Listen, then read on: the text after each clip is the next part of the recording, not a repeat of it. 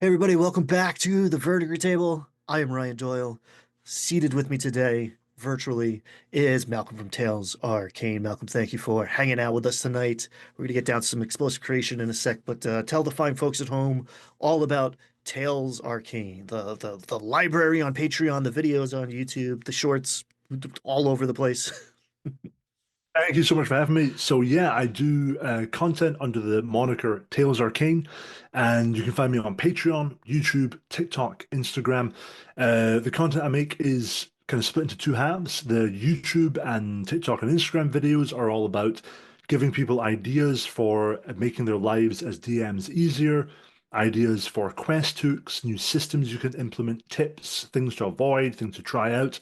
Essentially just a resource for, especially for new GMs who are coming into the space and want to get a bit of guidance.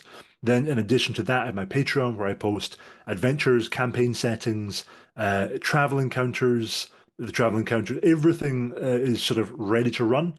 You just download it and you can plug it straight into your game. We have about, I think, 1,500 pages, more than 1,500 pages of original content over on the Patreon. And that comes in some cases with beautiful illustrations that I all commissioned, no AI, all that kind of stuff, and beautiful battle maps I make using Incarnate. So there's a lot of material over there, and if you want to get a little bit more than the videos, you can go there. But if you want to just get some cool ideas and get some hang out with other people in the comments or into D&D, head over to the videos. Love it. And a very, very systematic approach. It's not just cool ideas, which I'm a huge fan of cool ideas. Mm. If you're still watching me, then you like cool ideas, but but you very much have systems that you can implement at your table. We talked at length about like crafting and cooking last episode. So, I mean, if Oh, you go over there right now, you can get a system for cooking, systems for crafting armor. There are systems over there for running university campaigns. If, like me, you found Strixhaven to be a little bit lacking, that's my main thing is developing those like systems you can implement into your own games. sweet. You have your homebrew setting, and you have another sandbox in the works. So I am thinking we're gonna roll some dice on the compendium. Maybe we can interlink the two. I'm going to the screen here. Boo-doo-doo-doo. Okay, so this one side is going to be character creation. One side is integrating that character into the world and the adventure. Nice. So you can start by rolling a D100, or we can choose one of these backgrounds, these archetypes, that'll maybe lean in or in contrast to totally thwart any expectation of your world. Player's choice. So I have a lot of different settings that are on my Patreon, different worlds and ideas. So what I'll do is I'll try and think of I'm going to pick one in advance and I'm going to try to make this character work in that setting. And I'll pick Hmm. my favorite setting that I worked on recently. There are a bunch over there, but I'll go for you know what I'll go for. Actually, it's not my favorite setting, but it's one. It's up there. I'll go for my Scottish setting, which is the Heroes of the Highlands. It's the idea of a sort of fantasy version of Scotland, which is where I'm from. And so I'll whatever character comes up here, I'll try and make them a part of that world. So I'll roll randomly and we'll take it from there. I love that. And there's a special place in my heart. One, because I grew up with a Westie. I had a Oh West yeah. Highland Terrier Oh, who I loved dearly. But also technically, we are I live in the same mountain chain. Like I am in the Appalachian Mountains, which it goes all are the the way oldest on the across. planet, goes across the Atlantic. My Irish and Scottish forebears uh got over here and were like, "Hey, this looks oddly familiar. What's going on?" There are rock formations in Scotland. You put your hand against them, and at the other end of that rock formation is like the eastern coast of America, which is just fantastic. But I got a 65 for my roll. 65. Ooh, a medic. Haven't messed Ooh, with this for a okay. while. How do you roll healers much? We were talking about like support casters. Yeah, I've not played a lot of healers myself, but I've played with a lot of healers, and I can come up with something. There's also the idea that like you were a medic, and that might all be Well, who behind you knows now. what I'm doing now? True, true. I've got some Uh, ideas coming in though. So I'm going to ask you to roll a fistful of dice. Roll one of everything. 4, 6, 8, 10, 12, 20. Okay, we've rolled. The D20 is the first up on our tour. That's going to give us our motivation, our drive, our dream, our aspiration. 3. 3, make a study of rare and unique diseases. Mm, okay. To go out and find them. Are there diseases on the Patreon? You got a system for everything. No, the diseases will be a big part of the sort of grimdark thing I'm working on at the moment. Sort Oh, of interesting. aftermath of a war. There's going to be a lot of disease and dealing with that. But what comes to mind here? Do you want me to kind of just extrapolate on what kind of character might develop out of this? This is your character. I'm just along for the ride, man. Go for it. Well, one thing that occurred to me is a big part of the Highland setting I've developed is the idea of like the old versus the new, the old culture of the Highlands versus modernity. And I'm thinking about like medicine, how that's changed from different eras. And so the idea of there might be like rare and unique diseases that are coming into the Highlands as it opens up more as trade starts to come in and there's more interplay of people. There's naturally more, viral elements coming in and out. But the traditional kind of Highland clans, I can imagine being a little bit uneasy about sort of modern medicine, about the idea of, I'm imagining this medic as like perhaps a young, idealistic person from quite a traditional clan background who's going, look, we can use these new techniques to heal people. There's this new thing where we wash our hands before we do an operation. We should try that. And the elders of the clan are like, yeah, not for me, mate. We're not into that modern fancy stuff from foreign parts. And so I like the idea of this character being caught between sort of medicine in the older sense. Perhaps sometimes it really works well, the sort of old Scottish shamanistic stuff, but also modern techniques that aren't being adopted as much. So this person is maybe coming across new diseases and at the same time also coming across new techniques for dealing with them and are struggling to incorporate that into their own culture. I love just like the inventory of whatever, the naturally sourced herbs and Mm. the bar of soap. Yeah, it's like, well, why don't we have both? But there's maybe people on both sides of that who aren't balancing it. Okay, strong start. Give me a D12. Catalyst, call to adventure. Why are we part of an adventuring party today? Oh, we've got a 9. 9, snake oil swindlers tricked sick people they loved. Oh, I mean, this works perfectly because what could have happened is that, some merchants came through the clan village. And they were like, "Here's the modern medicine. Here's the new tinctures from far away. We should use this." And that stuff proved to be totally useless because it was snake oil. It wasn't actually good modern medicine. And so this situation arises where the elders of the village go, "Yeah, no, this is why we're not going to incorporate new stuff because these people came through." And this young sort of idealistic healer is like, "No, I want to go out into the world and prove that medicine is a source for good and that the fusion of traditional techniques with modern practices can be positive." And he almost wants to sort of erase the dark mark that's been left by these swindlers who came through not long ago. Love it. And I always love a good like you buy a healing potion. It's just this is sugar and cocaine. Yeah, Like this is just it's pink water. This isn't doing anything for me. And it's like, well, maybe that's not representative of all healing potions. Okay, so the D8 is the controversial is the wrong word, but the most misunderstood one. The potential for growth, character arc. You want to develop that over time at the table, but having some sort of concept going Hmm. in can be useful. Well, it's a 1, which is interesting One, because I'm looking at uh, it here. yeah, using abilities for profit to helping others. What I think is interesting here is almost like the sense of like a dichotomy between profit and helping others. Because I am imagining this sort of young idealistic person going out into the world, ready to, become a great healer and fuse the old traditions of the clan with modern medicine, like, new magical potions and alchemy that's coming in from other parts. But over time, they start realizing that, they can make a lot of money from doing this as well. And they have to start asking themselves, why are they doing it? They're going on these adventures and they're going, well, am I pursuing this monster to get a rare cure because it's going to be good for people?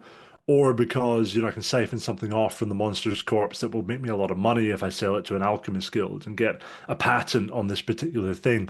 And throughout the whole campaign, there might be this ongoing conflict within the person between those two ideas. I can imagine a scenario in which the perhaps they're being kind of they go a little bit too far towards the profit motive and then have to call themselves back and say, no, what I'm here for is going and helping people, going onto the battlefield and easing people's pain after a conflict has happened.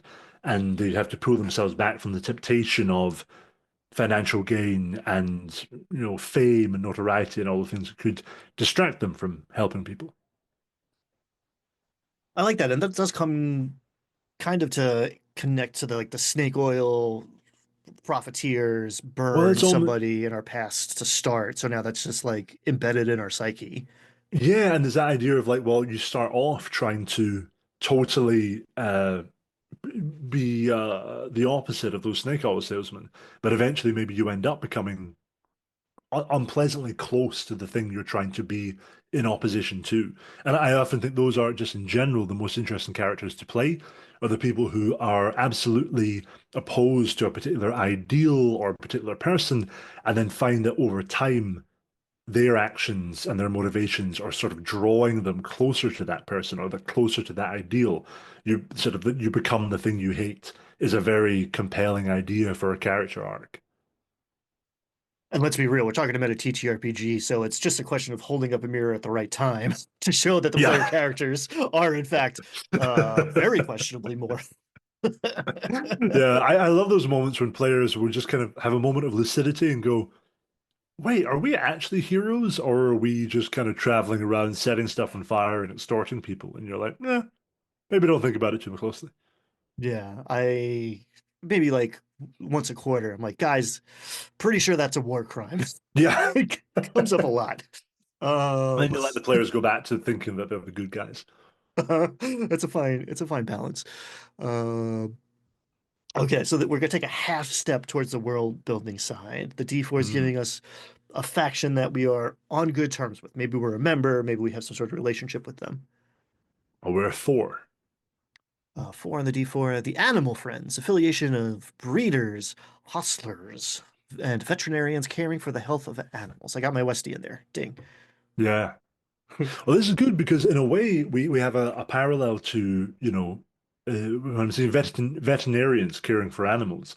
You can imagine someone who's on a similar path, but when it comes to animals, they're looking at animal agriculture, they're looking at the care and treatment for animals, and they're saying maybe there's some wisdom we can find outside of the sort of tight-knit Scottish clan system and the traditions we've had for a long time, where we can fuse that. But people are pushing back and saying, no, if our horse is lame, what we got to do is, get some heather and set it on fire next to the horse. And they're like, that might be an option, but how about we try this other thing as well? And I like the idea that maybe the sort of the veterinarians are there's some kind of faction or group out there that is perhaps a little bit easier to join. They've managed to bridge that gap. They've managed to convince the clans to take in modern medicine and stuff like that to help with livestock and mounts and all the rest of it. And our main character is almost being drawn where they're saying, well, I could actually take my medical skills and just join that faction. And because they're really, I have friends in that faction, I could join them, I could, make a life as a veterinarian. But I feel that my calling is outside of that. My calling is to take the harder road and try to be a healer for humans and a bridging gap between these two disciplines of medicine and that they have perhaps companions who they meet up with every now and then who are part of that faction who have they're almost further down that road and they're offering an easier path that the main character has to sort of turn away from. Love it. And I usually do this earlier in the process, but Medic is so close to a class in its own right. Mm. Um, but in the traditional like D&D context or whatever subclasses maybe that you got going on, what do you see for this character so far? Is something speaking to you as far as like class, species, I mean, subclass? it's maybe too obvious, but obviously like a cleric is coming in here. Mm. But also, I mean, I've had some pretty competent healers who are druids. And I feel like Druid might be a good option as a sort of, coming out of the Celtic tradition, coming out of the sort of Scottish folkloric tradition. I quite like the idea of a Druid not associated with a deity, but rather associated with clan tradition, with the natural world, with folklore and paganism. So I'm probably, as I'm talking about it, I'm thinking maybe a Druid. This is someone like a young Druid who's sort of found their circle recently and is still on a journey to find their longer term calling. And I do like tacking towards like a more traditional or like historically accurate conception of a druid of like Mm. a nature priest more than just like I become animals, like Yeah, just a because I ward. imagine a druid often would be the person who would be, healing people and trying to put together poultices and salves, and whether or not those were effective, they were still the person you would go to if you had a either physical or a kind of spiritual ailment. Mm. And it would be interesting as well if there was perhaps an older druid figure in the clan and the sort of interplay of their perspective, their archetype, with this younger, almost apprentice druid as they maybe journey out into the world and try to bring back some wisdom. Man, and that's such a nice like kind of juxtaposition to like the the opposite of that of like a lawful order of like clerics to like a very Mm. rigorous and then like going out and falling in love with like like the hippie culture out in the Yeah, woods, yeah, and yeah. like it's kind of the opposite where like you have this hippie paternal natural shamanistic guy or woman like kind of getting on your case for adopting a more, civilized, lawful kind of Mm. perspective. Totally, and it's like, they're well-meaning and they have their own wisdom to bring to it, but it's about finding that balance. And I like the idea of someone who's, they really care about that older druid that they want to kind of be they want to be a good apprentice to them, but they also have to define what being a druid means to them. I think oftentimes class can fall to the wayside a little bit as time goes on. It just becomes a general categorization of a bunch of numbers and talents and skill sets. But it's actually interesting to think, well, if this is almost a profession in the world, what Mm. does that mean? If like you're I don't know, a blacksmith in the world, and your master in blacksmithing likes an older technique, and you're trying to bring in more modern techniques. It's interesting the idea of a profession clashing with the elders within that space. Love it. Okay, I feel like we just developed an NPC there, but let's get an additional Yeah, one with the D6 as well. that's it now. As we've got a four. For Owen Van Thorn. Parents were rich adventurers. He funds orphanages and sanatoriums. Oh, this is perfect. Sanatorium. So this is like the wealthy guy who's funding the kind of the modern hospitals, who's you know probably not that in touch with what's happening on the ground, but has a lot of money, is philanthropic, wants to sort of do something good with it, and has latched on to this young druid as a potential uh, a vehicle for change in the world. But perhaps this guy has seen the fact that there are people dying from preventable diseases in small rural Scottish communities, or fantasy Scottish communities. And he goes, hey, well, this druid is my in to those communities. And Mm. he's a little bit sort of he's a little bit out of touch with the reality on the ground. He's like, why don't we just go in and build 10 new hospitals? Here's money. And the druid is like, no, that's not going to work. We have to build bridges between these different sort of aspects of culture. But I like the idea of this very well meaning, but slightly out of touch, sort of wealthy toff who's on the outside looking in, going, I want to do something good with all my money. And I've got too much to spend in a lifetime. And he's almost funneling it through this druid as a way to try and make the world a better place. And the druid's job is to mediate that slightly. This guy means well, but doesn't actually know how to affect change on the ground. Love it. One, I would love to play that character at the table. Yeah, That seems like a yeah. fun NPC to embody. Um, and two, there's always that point in the campaign where you're like, oh, gold doesn't really solve any. Like, I have too much gold. There's Yeah, not, there's an infinite supply, it's and not I a fix can't for solve everything. problems with it anymore. Yeah. Let's just add an extra layer to that where we say Owen Van Thorn is perhaps he's trying to atone for something himself. So maybe he is someone who in the past was, maybe he made his money as an arms dealer. He made his money profiting from war, from sort of humanoid suffering. And so there's an element of impatience where he's now like, well, I got to make amends for that. So as quickly as possible, let's spend this money and balance the scales. And what he doesn't realize is that these things take time. You can't just force a culture to take on new ideas. And so he's on the sort of the outside looking in with a little bit of a guilty conscience. I love it. And it's also just my warped brain and like maybe like the time set we're flirting with, but I love the idea of just like weird steampunky like power washer bathtubs. Like here's the new miracle cure. And Yeah, it's like electrolysis. It's like, yeah. whoa. I don't Just know if install this this is everywhere. Yeah. Okay, so the D10 is the only one where big number good in general. Um, Okay. what you get on the D10? And eight. 8. The Ring of the Physician, while attuned, restores 1 HP to wearer whenever a healing spell is cast. Ooh, yeah. Healer, heal thyself. I like it. I really like that because it's that I feel like oftentimes if you are playing a healer or a support character, there is the onus is on you to as much as possible support and heal others around you. So you're often inclined to, you might be taking damage, but you go, well, if I heal myself and I could be healing someone else, that's kind of out of my role play field. So I should just focus on healing other people. I like the idea that when you heal someone else, you get a little bit of that back for your own good. Yeah, that's just mechanically nice.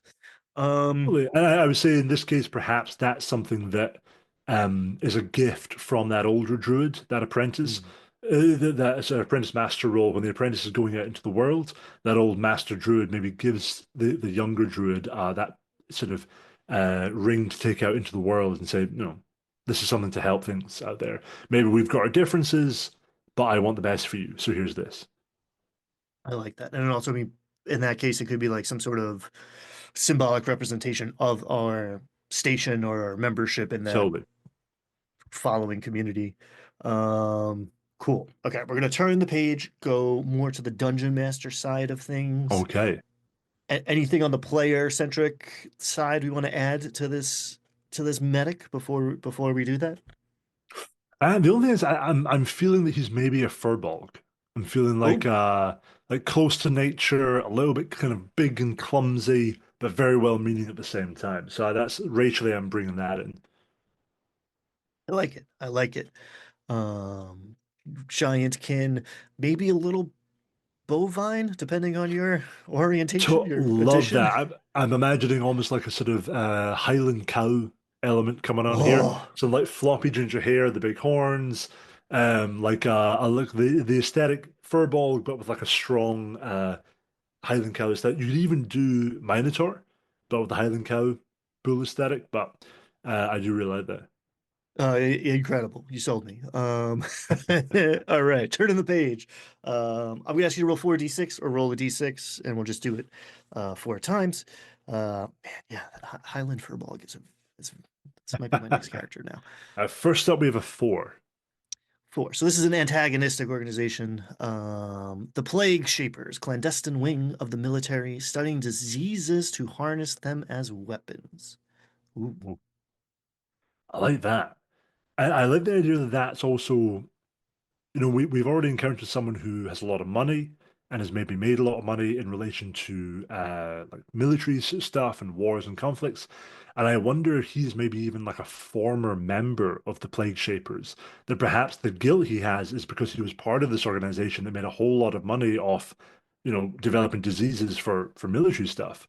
And now he's seen the results of those biological weapons and he's now trying to offset that.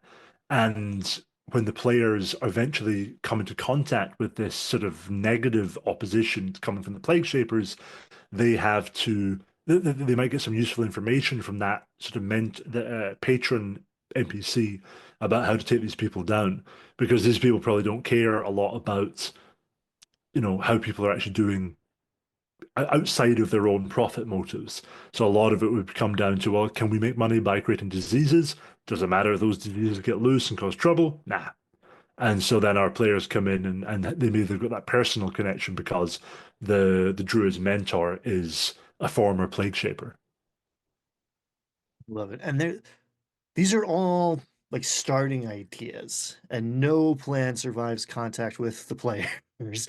I Yes. have so often found myself creating a sort of like patron, mentor, bestie sort of character, and someone at the table is just like, I don't trust him. Yeah. We're gonna go And adopt the that's it. goblin and decide Maybe this guy sucks. after maybe after like, a year of campaigning, you reveal that this NPC is actually still an active member of the Plague Shapers, and that he has some weird motives in trying to build connections with the Scottish clans. I feel like a lot of the time you have to be fluid with the stuff, and you have to look at your players, what they respond to, and if it looks like maybe in the long run a big betrayal would be the right approach, then someone who you genuinely started out with as a benign mentor character can absolutely shapeshift to become a villain. You should never, I think, feel that your original intention has to carry on through to the end. Yeah, because every once in a while your player's gonna throw out an idea and it's like, I think this guy's working for Nazi Hitler.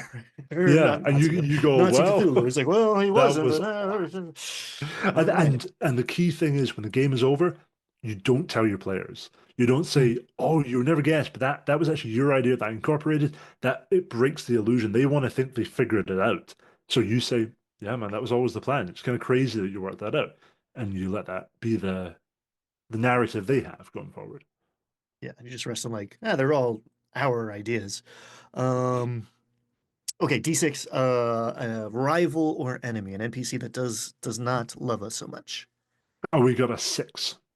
6, Halpin Graves, rumored to sell patients who don't make it to a necromancer. Ooh. Sells patients to whom? That's an interesting question. Well, this rumored to sell patients who die on the table, I guess, to a necromancer. But is this So like he's a freestanding like just some dude who likes to raise the dead, or I'm thinking is this someone who's maybe like uh I often think to have the power to do necromancy and raise the dead is incredibly useful if you're like a political faction or you're like a rebel group and you need bodies on your side or you need to cause disruption and chaos. So I like the idea that maybe this person who sells the patients they just think they're selling bodies, but they're selling bodies to someone who has like a political interest in maybe causing a level of disruption in a local area, or perhaps they've got some kind of rebellion planned and they're going to use these bodies as part of a sort of an advance force to overrun a town before the rest of the soldiers show up. And I think a lot of the fun comes from the players having that initial encounter with that, a doctor who's selling patients off to the necromancer and they think, well, that's the whole story. And then they go and fight the necromancer and they rummage through the necromancer's papers and they're like, wait, why does he have all this correspondence with someone pretty high up in the aristocracy? Why does he have all these? He's being funded by someone. And what we thought was just one kind of campaign arc, little story arc, has now developed into something that could last way, way longer and have much more sort of long lasting implications. So I think I would lean towards that. Helping Graves is maybe on the forefront, he's just profiteering, but he's working for someone who has much bigger political motives in play. you're speaking my language. That's always how my like. There's always a background process. Like, how can Mm, this connect into like the next tier of play? Um, exactly. I always want to have the players feel that they're almost at the end of the quest, and then they go, "Can we search the room?" And I go, "Sure." And during that search process, they find something. They're like, "Oh, we're not at the end of the quest, are we? We've got a whole other thing to do." well, there's also, I mean, it's probably 30 years old now, but there's an old Simpsons quote: "The dead have risen and they're voting Republican." I just love the idea of, yeah, Uh, just like political machinations yeah, of when the dead rise, someone stands to gain. love it. Okay, D6, an evocative location. A 5. A 5. The Heel Spring Oasis, caverns carved by restorative waters, visited by all kinds of desert denizens. Ooh, Well, I'm going to take that because a desert can be anywhere with low rainfall, and a lot of deserts are northerly. There's a lot of ice waste kind of deserts. Mm. So I'm going to say that as you go to the northern regions of this Scottish realm, you get into the sort of the ice flats, the sort of frosty mountains, and you get into high plateaus, which are incredibly snowy and cold. These are deserts. And here we find the hot springs, like the hot volcanic springs coming up that are being used for the Heal Spring Oasis. So you're going in there to heal because there's sort of minerals and magical qualities in the water, but it's also an oasis of warmth amid the most cold and inhospitable part of this kind of fantasy highland region. I imagine something like the Heal Spring Oasis would be pretty strategically valuable, though. So maybe there is a group of druids, like a faction of druids who are tending to this place, but there could be all sorts of people who want to secure it as a staging post for military excursions into more northerly climates. So maybe there's a resource-rich icebound land to the north, ruled by a sort of something analogous to like a Viking culture up there, and perhaps people from further south are coming here saying, well, we want these Heal Spring Oasis as a place for our military to set up. And from here, we're going to do like raids and campaigns into that northerly region. And the druids who run the oasis are saying, no, this is a place for people to come and heal. You know, you leave your weapons at the door. And I can imagine a conflict in which the players have to step in and try to defend this oasis to keep it as a neutral zone for healers and for people to come and be warm amid the icy wastes. Phenomenal. Love it. Love the idea of like, oh no, we don't do combat here. Yeah, that's Like, the we'll vibe. see about And that, but some general showing up and going, well, this is actually like I have a list of places I meant to take over. This is one of them. And then the players are in the middle. love it. And that would be an amazing strategic resource, especially in a place of scarcity. Absolutely. Um, I'm thinking a little bit of the idea of the I forget the name of it, but the grove in the early portion of Baldur's Gate 3, where it's a sort of quote unquote neutral healing space amid a lot of conflict and everything, and you have to mediate between the people who currently rule it, the people who are outside of it, and you're sort of caught in the middle of that. yeah, and yeah, I just had this vision of like snow-covered Highland furbog, like in a hot tub Yeah, beside like a Yeti. Who knows? Like just like neutral ground. This is the one place where yeah. everybody can congregate. And I like that as an idea. It's like anyone can come in there. So you might end up sitting next to someone and you're like, tomorrow we'll probably meet on the battlefield, but today we're in the hot springs. Yeah, oh, love it. Beach episode. Uh, um, Final D6 is going to give us a thematic monster. It's a four. It's a four. The bubonic troll, covered in boo-boos that splash infectious pus when hit. Disgusting. I love it. Great concept. I can see the art for that in my mind's eye, sadly. Um, yeah, bubonic troll. I'm sorry. I'm gonna, I'm gonna try and tie this into the larger thing. We've got the plague shapers. How do they get their plague out into the world? They infect creatures and send them out. Trolls rampaging around the populace, spreading bubonic plague. So I love the idea of the bubonic troll as being almost like a biological weapon, bred in a lab. And the players might encounter these things out in the world. The druids going around trying to help people deal with the plague, deal with the bubonic trolls. And eventually there's some epic scene where they break into the Plague Shaper's lair and they find the laboratory. And they find rows of cages with these trolls inside them, some pre-infection, some post-infection. And they go, oh, we thought this was just part of like the world, but this is being done for reasons that are sort of maybe we didn't pick up on before. And I like that as a twist. And also, I'm a big fan of any monster where when you attack it, there's a risk to yourself if you land that Mm. hit. I can imagine it with a bubonic troll. If you land that hit, some kind of fluids can spray off.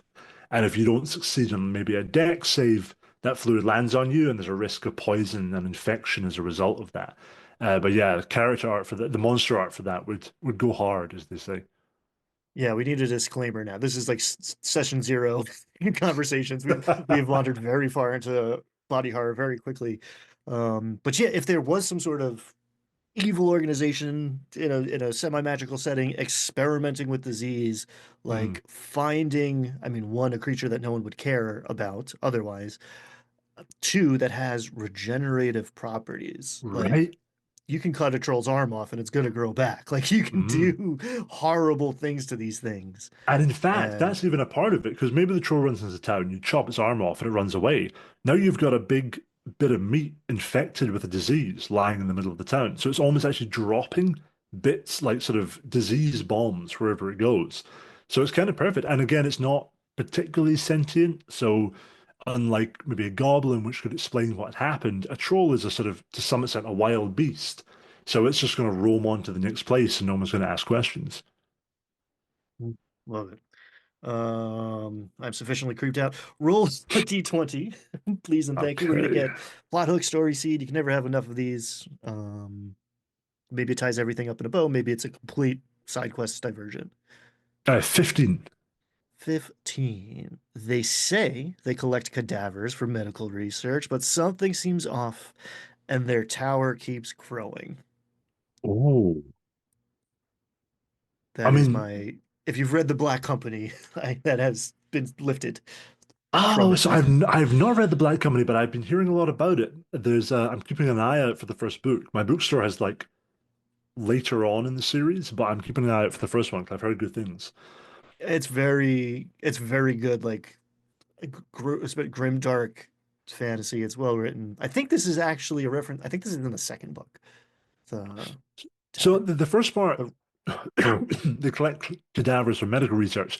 I'm thinking again of that doctor who's, you know, people like that who are taking corpses and then putting them on for some other purpose. But I love the idea that they're maybe building some kind of tower out of corpses. I like the idea that there's maybe some necromancer in this land who is building a tower out of corpses for some kind of ritualistic reason that perhaps they can draw power from the corpses so that as long as they're centered in this space, the more corpses are added to the tower, the more they themselves gain necromantic power. And there's an illusory spell on the tower, which makes it look like brickwork. But the closer the players get to it, they're coming up for that final showdown with this necromancer, they get up close to the tower and they just have this sense as they're looking at it something's off. It's like they're not seeing the brickwork pattern they're expecting, and they have this growing sense that it's an illusion. And it's when they get right up close to it, they can smell the rot, they can smell decomposition, and the illusion is sort of flickering and fading. And that's when they realize, as they're about to step into this space, that this necromancer's tower is built from the bodies of people that he's essentially been drawing the kind of final life essence from to gain that power. And I think that would be a pretty powerful reveal. I like to have before players face a final boss, try to have something just before that that almost sums up all the reasons they hate this person and why this person's a problem. And I love the idea of them actually realizing that the very layer they're about to face the boss in is a representation of everything this boss is, all the reasons they're a threat. And the idea that they've got people who are gathering corpses from them and building some sort of horrendous Tower of Babel situation is pretty phenomenal. Incredibly dark. I love it. yeah, you like step out onto the flagstone floor, and it's got a surprising amount of give to it. It's Yeah. a little Oh, squishy. it's almost like kind of body horror kind of stuff. All the bodies are starting to fuse together, and the corpses are pouring energy into that necromancer. And I also like the idea of the taller the tower gets, the more powerful the necromancer gets. So the players might see that tower off in the distance and notice that over time, as they're kind of faffing around with side quests, the tower is getting taller. And when they finally come there, they go, "Oh, he is way more powerful than we realized because he's had time to add more corpses to the stack."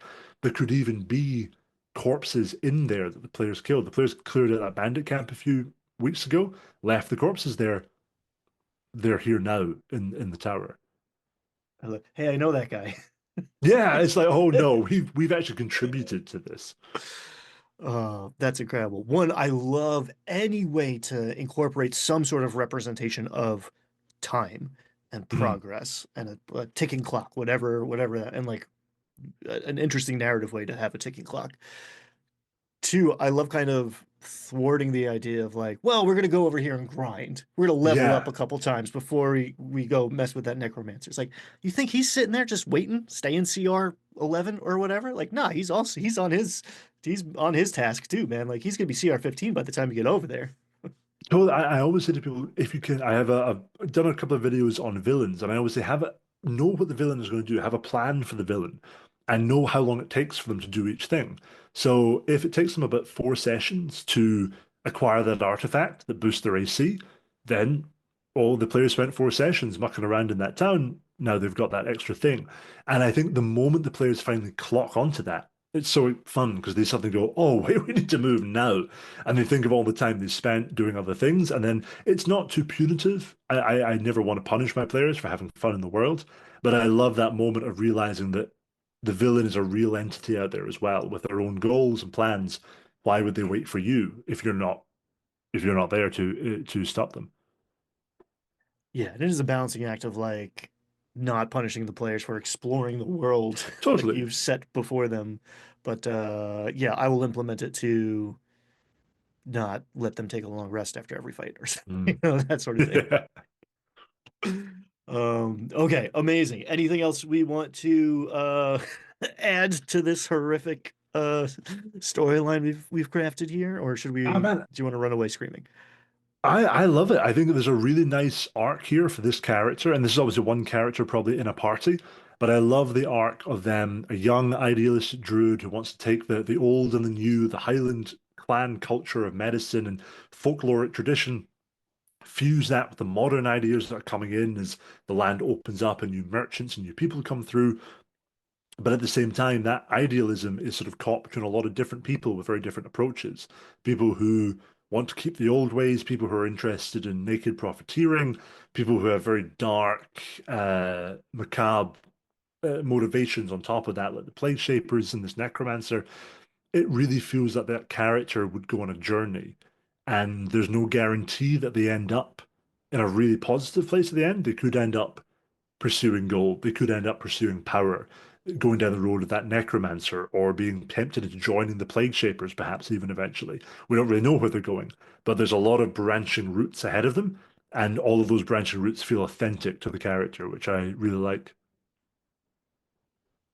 Love it. Okay, that was a wild ride.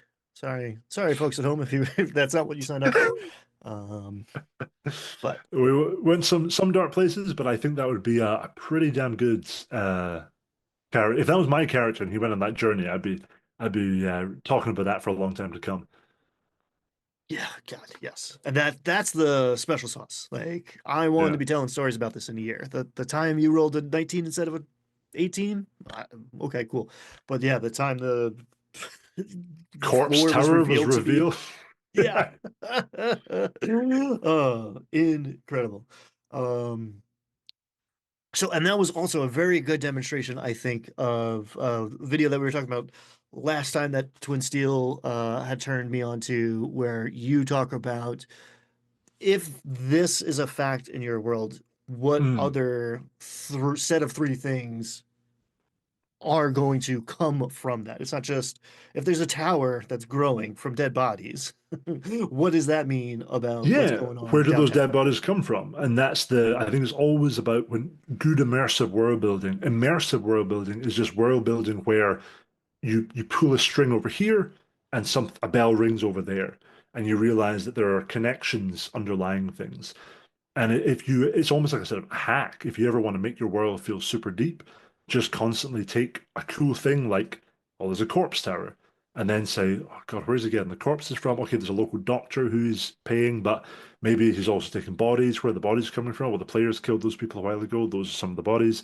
And now the players feel like everything is enmeshed and beautifully layered. And a lot of it's just coming from you asking a few simple questions based on an initial world building element. Love it. There was an earlier iteration of this book that was called Connections. That was like the working title. And my wife was like, "It sounds Hmm. like a sociology textbook or something." I was like, "Yeah, you're right." But that was the whole idea of like, how can we weave the character with the Yeah, world, but also the world with itself again and again. And I love the idea of like, yeah, you hit a string on the spider web and a bell rings over there, and you're like, oh, totally. I didn't mean to do that.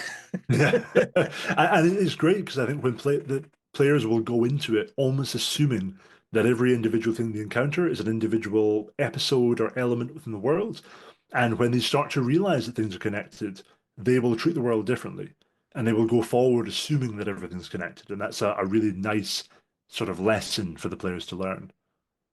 Oh man, and that is kind of like my core objective as a dungeon master, at least like with the world building hat. The dungeon master is like 12 things, Yeah. right? But on the world building side of things, I am endeavoring to make the world feel realistic as possible in order to have things not feel like little standalone Mm, video game elements where like it doesn't matter what I tell the mayor today yeah. because well he's just going to reset tomorrow. It's like no man, he's going to go talk to this guy and now you're not getting a discount at that store and like whatever. I love that stuff and it cuts both ways too. Like you come back to town and everyone's like, "Whoa, you! I heard you Mm. guys killed a dragon. That's nuts, man. That's crazy. How'd you do that?" Like, Absolutely. You're always looking for these things that just make the world feel like it exists before the players arrive and after the players arrive. And anything that creates that impression is a win, in my opinion, when it comes to the world building and the immersion, and especially stuff like that where players do stuff and then later on they notice that people know about them. One of my favorite things is to have players do some great deeds and then to have the players hear exaggerated stories of incorrect stories about those deeds later. Because we're in a medieval world most of the time. Information is sort of going from one person to another and it's getting distorted.